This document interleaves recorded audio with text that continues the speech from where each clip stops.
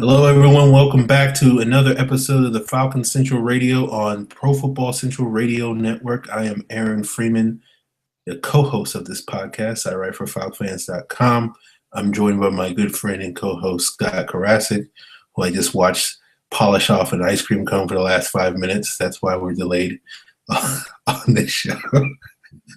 So Scott is a writer for Bleacher Report, so you will periodically see him nibbling on that ice cream cone throughout this show. I am drowning my sorrows from the Hawks in drumsticks. And they make these Butterfinger flavored ones now that are like crack. So apologies if you're offended by me eating ice cream on the show. It's not the first time. It won't be the last time. Only after a loss. Okay, well, you don't have to worry about the Hawks losing again, so not for many, many months. Yeah, that's the bright side. 6 months away from the next Hawks loss. Yeah. Unless a miracle happens.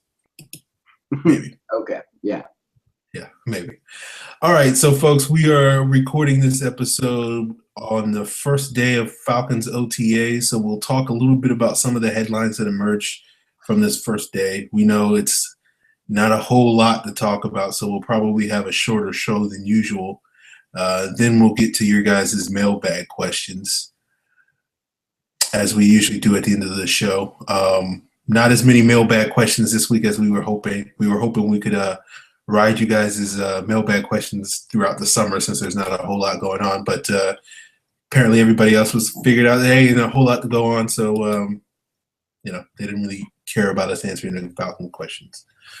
But Scott, emerging from this first day of OTAs, pretty typical,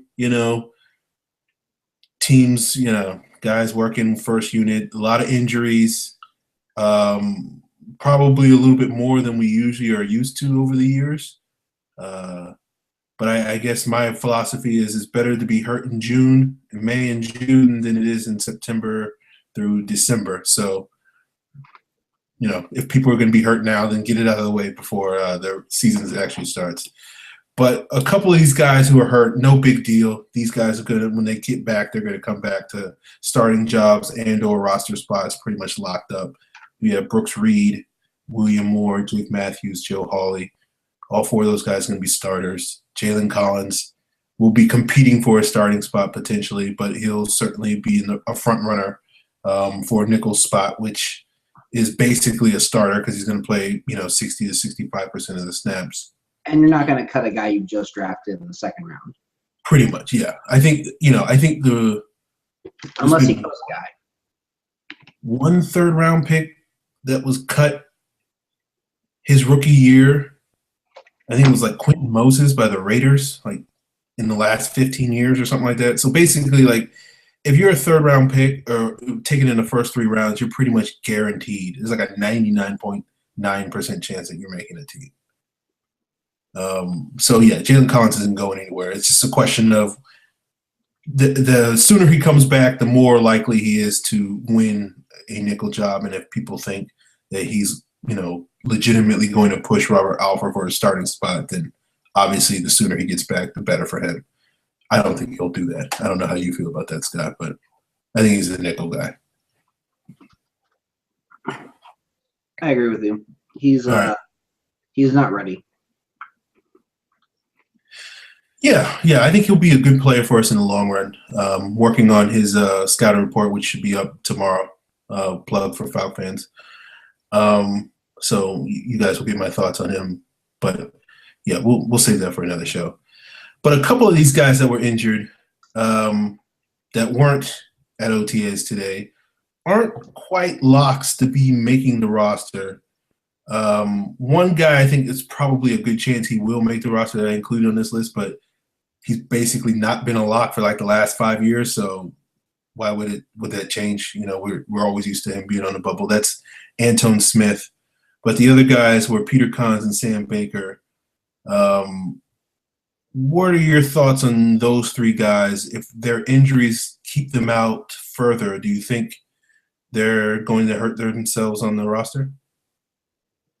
I mean, I don't think either one's going to make the roster regardless of injury. Okay. Just being honest here. Peter Kahn sucks. Sam Baker sucks. They have no business playing in the NFL right now.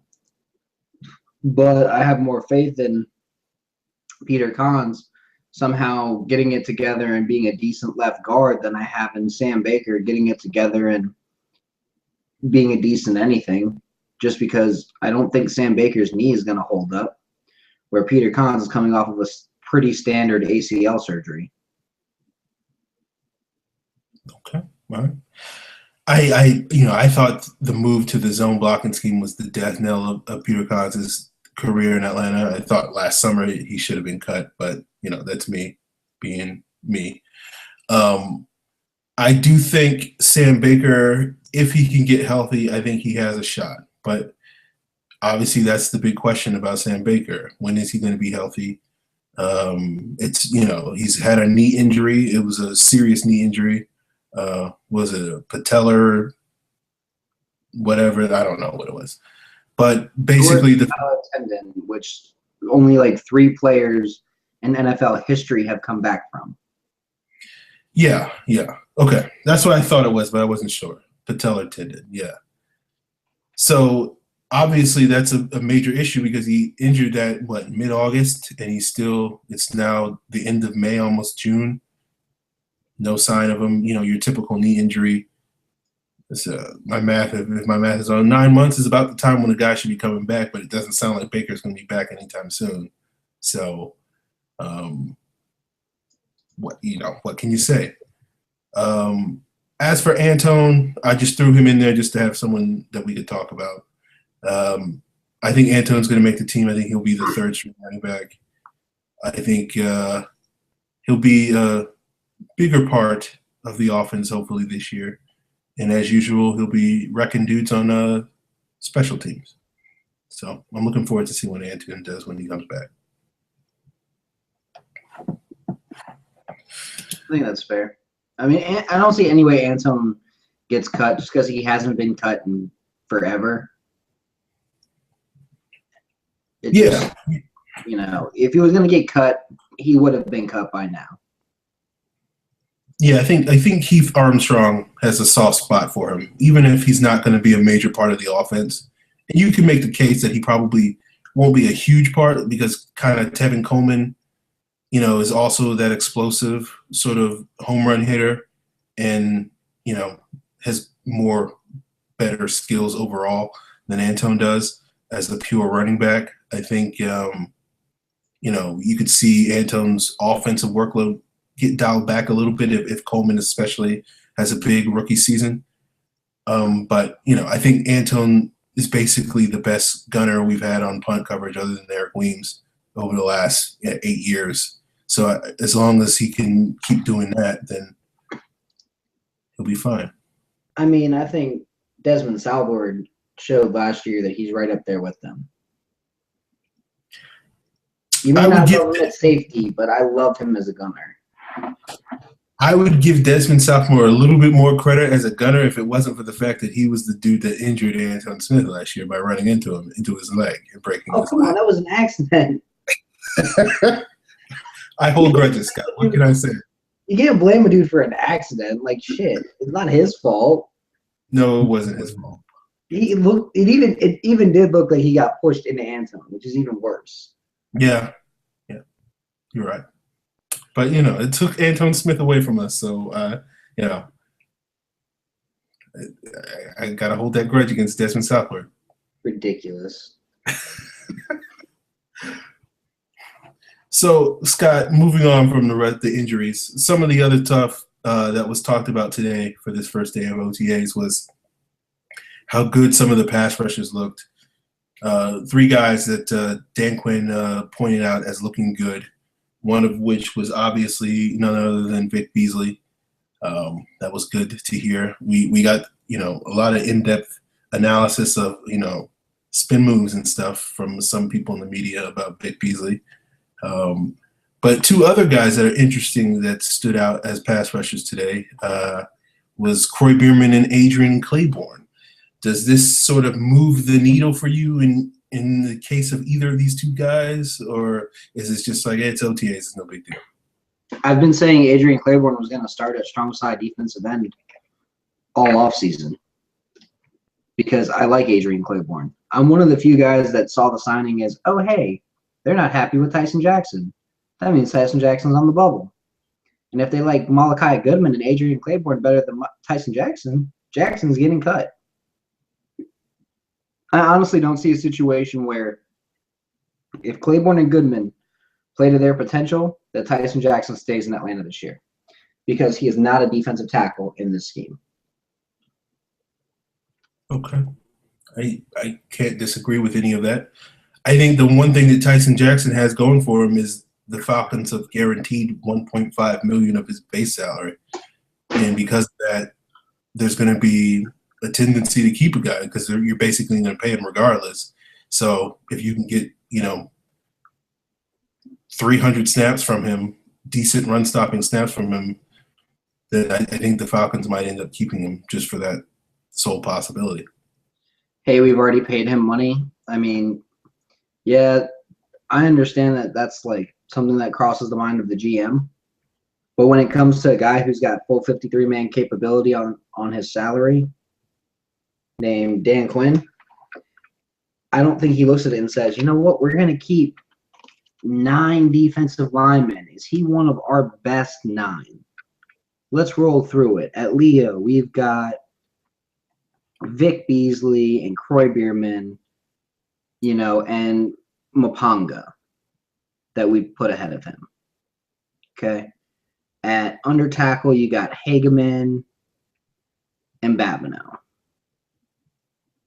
At nose tackle, you've got Jarrett and you've got Soliai. All right. So, okay.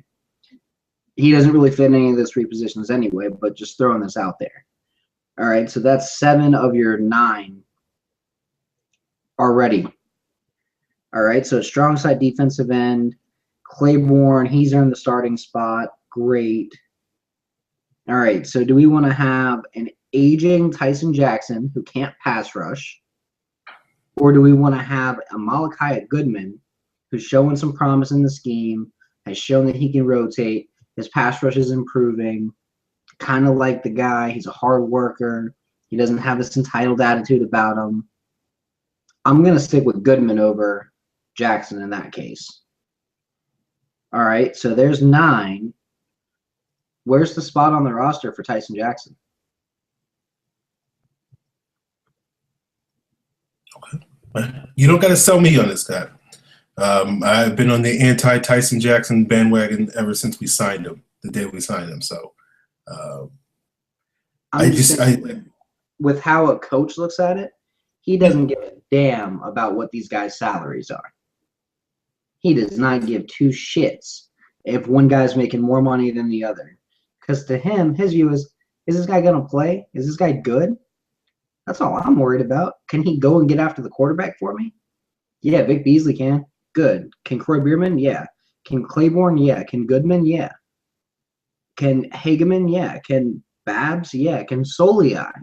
When 350-pound Paul Soliai is a better pass rusher than you probably shouldn't be playing in the NFL in a scheme that's designed to attack quarterbacks.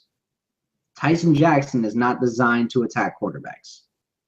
He's designed to attack buffets and hold up as a 5 technique in a 3-4. That's his job. That's great. That's useful, just not for the Falcons. He has 0 use for the Falcons. And the next person who sends me a tweet saying that he's the next Red Bryant in the scheme, I challenge you to find where the Seahawks wanted to pay Red Bryant a shit ton of money. The Seahawks never paid Red Bryant a dime compared to what he was making everywhere else. His contract, his contracts for Seattle were small contracts designed to get the most out of him, designed to keep him motivated. The minute he signed a big contract with Jacksonville, what happened? He sucked. Well, some parallels to Tyson Jackson, but whatever. Okay, I think that's interesting. I don't really have any response to that. Like, that's fine. I think, you know, I'm not convinced that Clayborn's going to be that strong side defensive end, though. Like, I just don't think Clayborn is the type of guy you want playing left defensive end and basically holding up against the run. He's never really been that good of a run stopper. And I think, Goodman would be a better fit for that role. And I think Hageman would be a better fit for that role than Jackson. But I don't necessarily see Clayborn being an upgrade there. And supposedly they really like Clay Matthews, and he'd be good for that role too. So, I don't think Clayborn is this horrible run defender though that people are making him out to be either. There's a he's not a horrible run defender. He's an average run defender. The issue is he's always had problems as a pass rusher. Well, taking a look at what Tyson Jackson did, he's a bad run defender who can't pass rush either. But at least Clayborn has the speed, the agility, the frame, the power to look good and go and get some sacks every now and again. At least Clayborn has a first step. At least Clayborn worked in the offseason on his pass rushing all offseason with Chuck Smith. Now, I don't care if you think Chuck Smith's an idiot or if you think Chuck Smith's this great pass rush coach or whatever. The fact that he even worked on it all offseason, where Tyson Jackson was doing God knows what, says a lot to me. Says that at least Clayborn wants it more. Give me the guy who wants it more. Because who knows? Maybe Clayborn breaks out for 10 sacks on the scheme. Maybe he looks like the next Michael Bennett within the scheme. Maybe Goodman comes in, rotates, he plays good run defense, and gets 2-3 sacks. Hell, if Clayborn gets 10 sacks and Beasley gets 10 sacks, Atlanta's probably going to have 50 sacks on the year. Just go out there and hit quarterbacks. Tyson Jackson doesn't want to do that. He's immune to hitting a quarterback unless he has a free, wide-open lane, and then he screws it up somehow by getting a helmet-to-helmet or doing something else stupid because he's Tyson Jackson. It's amazing. 1 year, and I've already got Tyson Jackson higher on the shit list than Sam Baker. Well, it's those Dimitrov contracts, man. Hey, man, you're preaching to the choir. I would love to see a world where Tyson Jackson gets cut. I would love to see that. I just think at the end of the day, I think teams, money matters. And I think even though Tyson Jackson, the Falcons could replace him in a heartbeat. I wouldn't bet on that happening. But, I love to be proven wrong. I would love for Dan Quinn to say, Aaron, you don't know what you're talking about. I'm going to I got control over 53 guys. Money has nothing to do with it. I'm getting the best 53 players on this roster. Even if we're overpaying one of them, that we can't cut him from a financial standpoint, or it'd be difficult for us to cut him from a financial standpoint, I don't care. I would love to see that. And then, I will continue to worship at the Dan Quinn altar if that happens. But as of today, I don't necessarily see that as likely. But we'll see what happens. If he cuts Tyson Jackson, that would make my day. Make my year. I realize that I'm saying, hey, I don't want this man to have a job.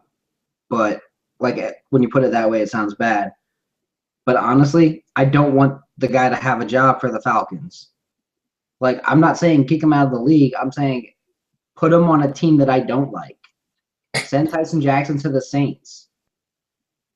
Send Tyson Jackson anywhere but Atlanta.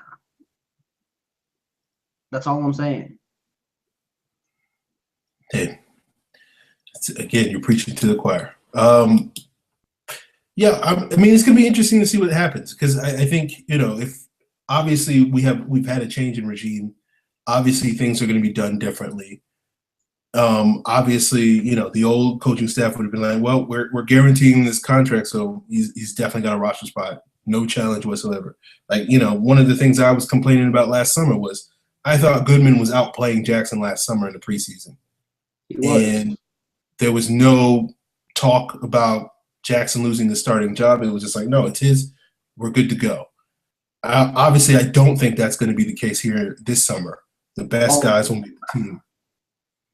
I will say this. Tyson Jackson, throughout the year, wound up playing a lot less snaps than Malachi Goodman. Goodman played a good 75 more snaps than Jackson did last year. Yeah.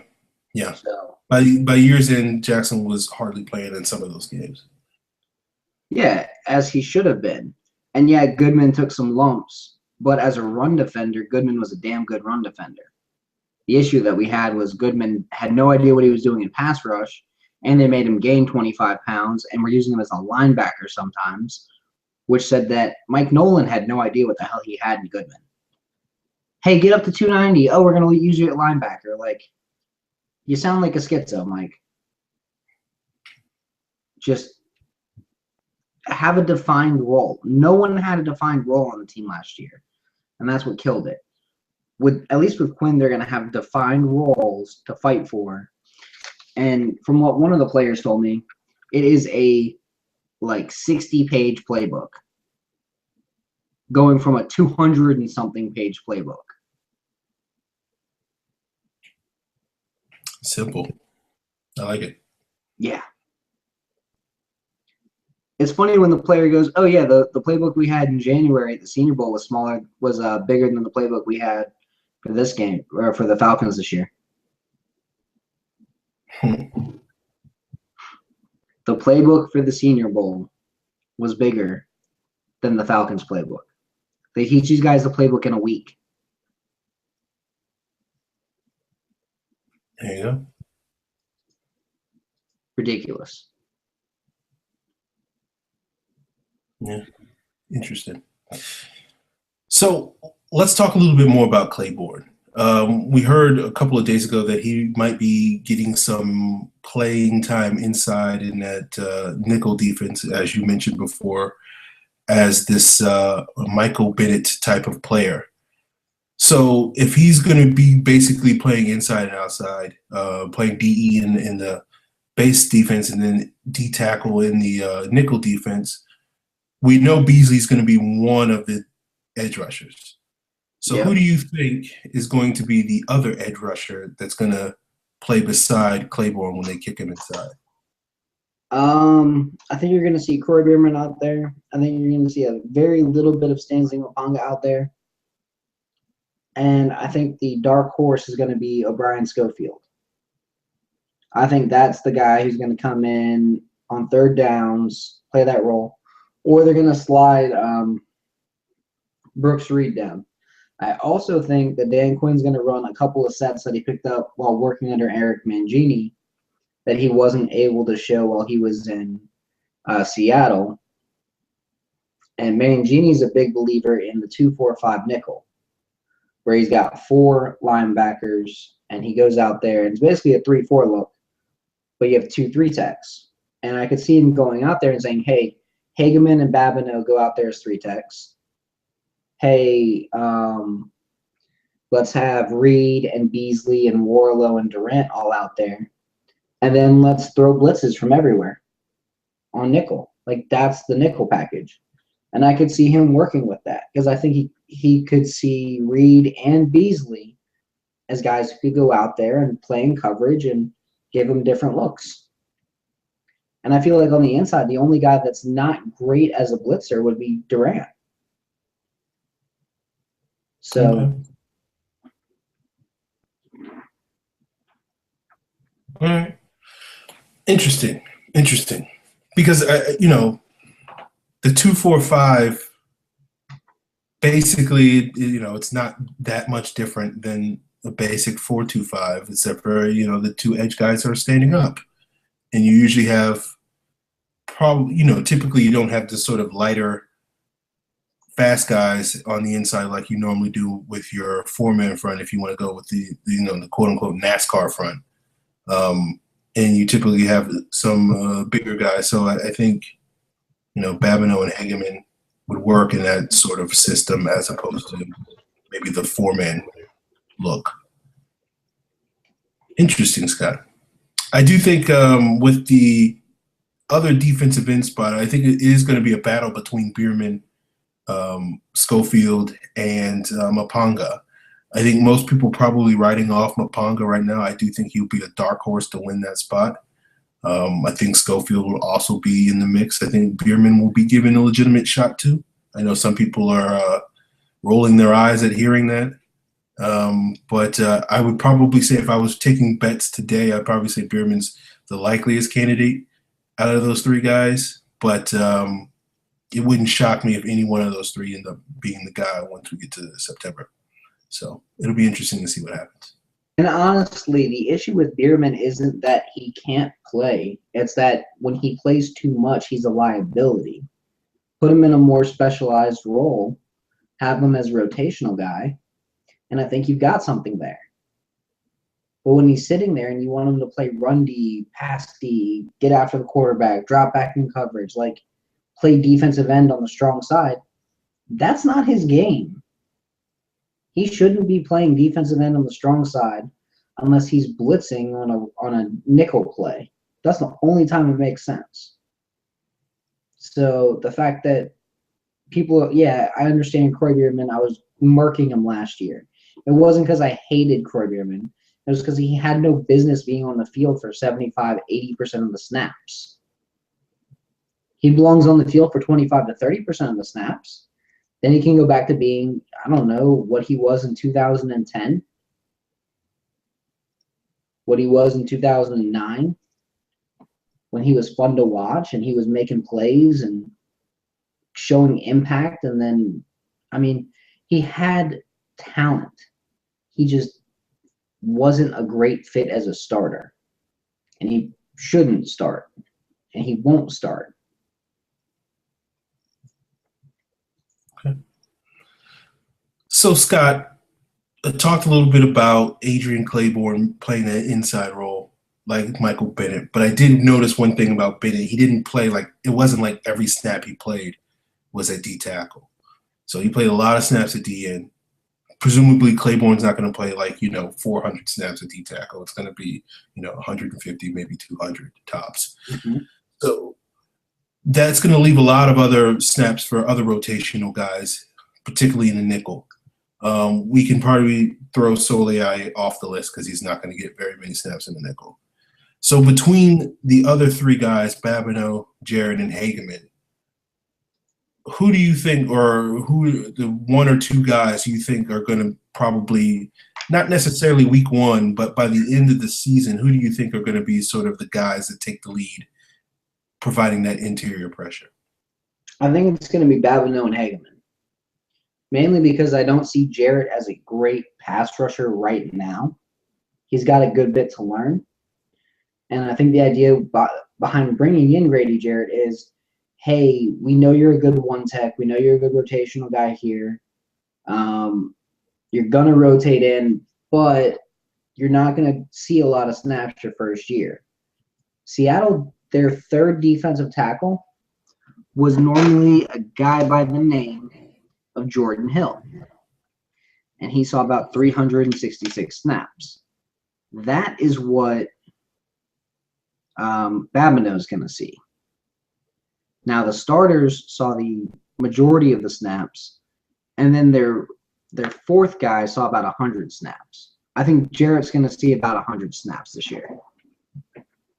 At least a defensive tackle. He'll see probably every special team snap that you can find. Okay, interesting. I don't.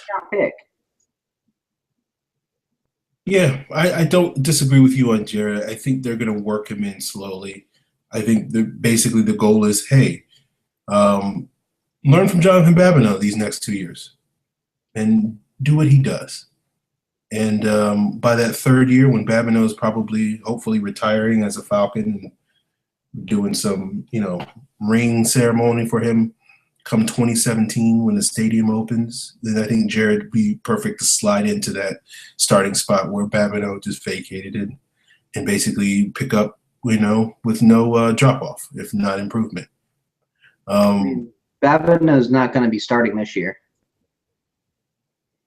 See, I disagree with you. I think Babineau will be starting this year. I mean, Dan Quinn's already come out and said that he wants to feature Rashid Hageman as the 3 technique this year. I'm not going to take that as coach speak, considering he's a first-year coach. And he said that Babineau is going to be a rotational guy, which at this point in Babineau's career is his job. Playing 400 snaps and just firing off the ball. I think that'll be good for him. And I think Dan Quinn is genuine in his desires and his wants to do that. But I think when push comes to shove this season, I think Babineau will be returning to the starting spot with less snaps than he has seen the last couple of seasons. But I do think he'll be the starter. And that's the one spot where I'm going to disagree with you. Just because Babineau, I love Babineau. He's a good player. But I don't see him being the starter. I see him as a pass rush specialist on the inside, the way that they were using Jordan Hill. Come in, attack the quarterback. That's all you got to do. And I think Babineau is going to love it, and I think he's going to have a great year. I think he'll get 3 or 4 sacks from the interior, but I don't think that he's the base guy. I think he's the pass rush set guy. I think he's sub-package. Where Hageman, I think, plays 1 tech, 3 tech, depending on the package, plays a little bit of everything. They see a lot of Tony McDaniel, Alan Branch type movements out of him. Although he's a better athlete than both those guys, but they see a lot of that kind of potential, and he's lost 20 pounds this offseason. He's shown a lot of desire this offseason just to get in shape. Like, that's huge. That's a lot bigger than people realize. I don't disagree with any of that. I just think at the end of the day, I don't know if Hageman's ready to play the sort of snap load that he's going to be asked to play as a starter and be a consistent performer. Yeah, I just don't know if he's ready to be a consistent player at that level. I mean, they only played their starting defensive tackles about 600 snaps total all year. Yeah. What did he play last year? Like 280? Played 230 basically. But he could have played more. He could have easily played more, especially later in the year as he was finally getting it together. He should have been playing 35, 40 snaps a game towards the end of the season. And he's in better shape now than he was then. We'll see. I'm looking forward to seeing what Hageman does this summer in the preseason. I could certainly be wrong, but I think it's a big jump from where he was at the end of last season to what people want him to be as a starter this season. So I'm not as optimistic as others that he'll make that jump.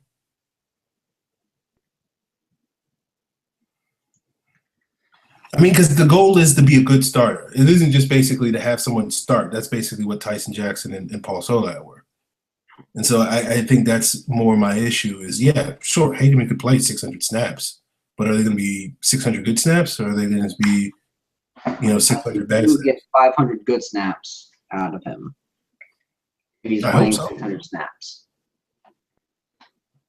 I think you'll get 500 good ones, and I wouldn't be shocked to see him do very well. Okay.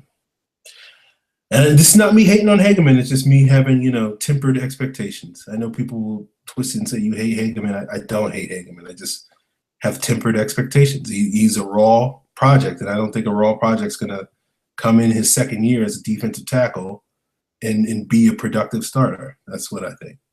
It doesn't happen in the NFL. So, I mean, I don't see why he would be the exception.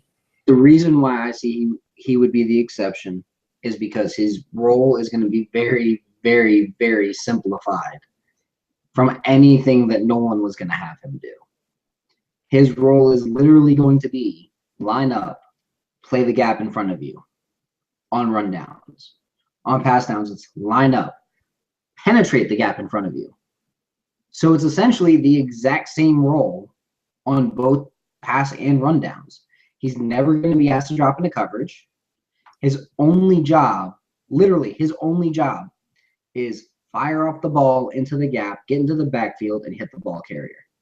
Whether it's the quarterback or the running back, that's your job. Fire off, kill somebody. If you take a double team, even better, because that means Beasley coming off the edge has either unblocked or he's going one-on-one with an offensive tackle. So, okay. I just think Beamann was a little bit better at performing that role at this point. But look, we'll see what happens in August. So I could be singing completely different tune. I judge things by what I see, and what I've seen from Hageman is based off of where he was in December, which was significantly better as a rookie than I expected him to be, based off of his preseason performance. But I do think there's a big jump from where he was to where you and others are expecting him to be this year. And until I see him do it, then I'm not going to necessarily believe that he's going to do it. But that's just me. So I'll just keep on hating on Hageman, I guess. I mean, it's not really hating. All right. Let's get to these mailbag questions. Knock them out. Yep. All right. Cookie by Nature. He keeps changing his Twitter handle. I like that one, though. That's a good thing. It's good. Are you surprised that Kroy stood out? I mean, not really. Again, it's a good fit for him. Hey, instead of playing the strong side where you're going to get destroyed by a right tackle every play, play the weak side where you're not going to get destroyed by a right tackle every play. And can he pass rush? Yes. Is the pass rush role a lot easier for him? Yes. So I think it's a good fit. Yeah, I'm not surprised at all. This is Kroy's time to shine. When they're in shorts and shells, it's when he's got to go up against like Joe Thomas and those guys where his issues start to emerge. So no, the fact that he stood out already doesn't surprise me at all. Again, I'm one of those people that thought Kroy caught a lot too much slack last year from people. Some of it was well deserved, but I don't think he's as bad as people make him out to be. He's a functional rotational player, which is what he'll be asked to be. I'm not as afraid of the offensive tackles this year as I was with the AFC North. Instead of going against Andrew Whitworth and Eugene Monroe and Joe Thomas, he gets Duane Brown, who's good. Anthony Costanza, who's Luke Jekyll, who's looked like hot garbage since joining the league, and Taylor Lewan, who second-year player. And then who else do we see? We see the NFC East. Yeah. All right, so he's going to have fun against Eric Flowers, who's probably going to get owned by Tyron Smith, who's probably the best left tackle in the league right now. Jason Peters is probably going to murk him, and then it all depends on if Trent Williams is healthy for that game. Because if he's not, then I have no idea who he's going against. It could be Morgan Moses, could be him, could be somebody else. And then Michael Oher at left tackle in Carolina. I mean, really? Yeah, really. Maybe it's Jonathan Martin, Scott. You never know. Maybe it's Jonathan Martin. Oh, my God. It might be a softer player than Kroy Biermann. And then Teron Armstead in New Orleans, who's okay. He's not awful. He's not great. He's okay. And then DeMar Dotson or Donovan Smith. I like Donovan Smith. He's not ready for the NFL. He's about a year out. So. Well, we know Kroy can beat Teron Armstead. So not too worried about the NFC South offensive tackles. So basically it's the NFC East and Duane Brown. It's like Duane Brown and Tyron Smith and Jason Peters. Those are like the three guys I'm really worried about. Other than that, Trent Williams is pretty good, and Joe Staley's pretty good. Yeah, but it's how healthy is Trent Williams? Oh, I forgot they were playing Joe Staley. Joe Staley's pretty damn good. I will completely agree with you there. And then I forget. Oh, we get to see Matt Khalil, who, depending on the week, could be good or could be awful.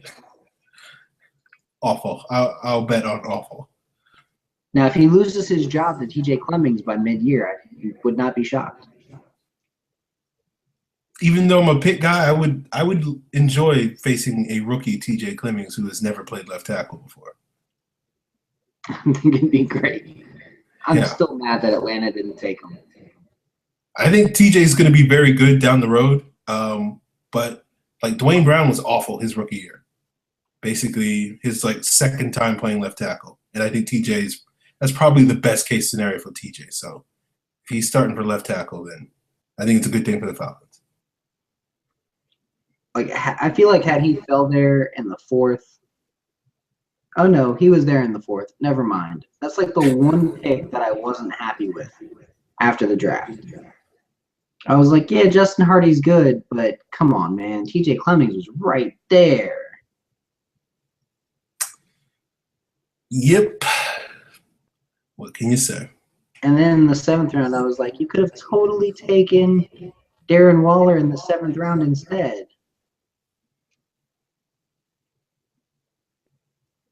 I was a big Smelter fan than Waller.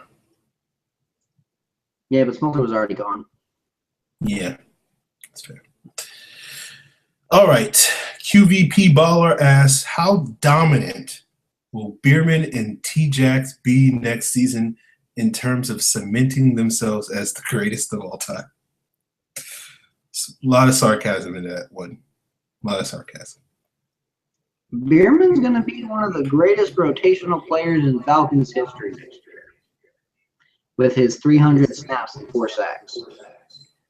T-Jax is going to be cut, as I explained very not so eloquently in the show. Yeah. He'll do well in Cleveland, wherever he ends up. I could see him in Cleveland. I think that would be a good fit. Tyson Jackson in Cleveland playing for them, rotating with the likes of Randy Starks and Desmond Bryant and John Hughes. That'd be great for him. He's probably worse than all 3 of those players. Oh, you know who'll probably pick him up? Houston, because Romeo Crennel is there. Yes, and he would be great in Houston as the 3rd guy on that line with Wilfork and Watt, and all he has to do is just kind of fucking stand there. He's good at that. Hey, very good at that. Your job, you don't have to take any double teams. Your job is to take the single team on the right tackle and open up the defense for everybody else. Really? That's it? Yeah. You just have to open it up and let Jadeveon Clowney run around you. Oh, that sounds pretty easy. Boom. Done. There you go. That's a good fit. I don't know why I didn't even think about it before. All right. B. Robin asks, when does Beasley's signing and Julio's extension become a legitimate concern? We're at training camp, not OTAs, but training camp in late July, and Beasley hasn't signed, then you should probably worry. If we're at like the end of the season and Julio hasn't signed an extension yet, and it's like February, then you should probably be concerned. But that's about it. Yeah, I will echo those sentiments. So like July 25th or whenever training camp starts for Beasley. I think Julio, I don't think you really have to be concerned about Julio's. I mean, because technically we got the 5th-year option, so isn't he signed through 2016? No, he's signed the 2015. This is the last year. Okay, right. This is that fifth-year option where he's getting paid $10 million because he's a badass. Math is not my strong suit. So, okay, yeah. Same answers as Scott. All right. Never mind then. Yeah. February. But I think both will get signed. I think, we talked about this last week. I think Beasley, it's about offsets, which usually get hammered out when, teams don't negotiate until they get a deadline. And so basically the deadline is training camp. And so they'll go hard. Like, if they don't sign him in the next, 6 weeks, then they'll go hard those last 2 weeks to training camp and they'll get it done. And I think Julio, they're basically like, yeah, let's get a deal done. But they're not, who cares if they sign a deal June 1st? It's going to be like July. It'd be like the Matt Ryan deal or Roddy's extension. It's going to be like the day before the training camp. So they can say, hey, guys, we got our best player signed to an extension on the day of training camp. How awesome is that? So that's what will be happen. Basically. So Dustin at Kainoa C asks, do you think rookie Akeem King could have a role as a slot cornerback? I don't know. I think he's more of a true, honestly, I have no idea what he really does well. I feel like he was a special teams pick more than anything else. Because I don't see this great football player in Akeem King. I don't see a guy who was really draftable. Yeah, I don't really see a guy that's worth getting my hopes up over. I'd be shocked if he makes the roster on training camp. I think eventually he could have a role as a slot quarterback. I don't expect him to be in the mix this year. I think that'll be, either Alfred or Trufant, maybe Collins, maybe Southward, maybe Kevin White. But I think Akeem King maybe down the road, if he makes the team this year, I think he has a decent shot at making the team because of his special teams value. I think maybe, we could see him in the mix maybe a year or two from now, but not this year. Yeah, I just don't see anything really great about him as a player. But that's just me. That's just me being a pessimist about a guy who was a 7th-round pick. I don't think Jake Rogers makes the team either, if you want my honest-to-God's opinion. Bold words, Scott. Saying a 7th-round pick might get cut. That's you going out on a limb right there. I mean, considering the amount of Dimitrov draft picks who've been cut in their first year, it actually kind of is pretty bold that both of his 7th-round picks are going to be cut. I see a 4th-string free safety and a 5th-string right tackle right now. That's fair. I do think if they do get cut, then they're probably definites to make the practice squad, but we'll see what happens. Because I do think they have some developmental potential. Not to be starters or anything, but I think they could be decent role players. Yeah, so they can sit on the practice squad for a year and then be the 9th guy on the roster in case someone gets hurt at offensive line, or be that guy who's always inactive every week at defensive back. I can see both those guys being in that spot. Yeah. All right.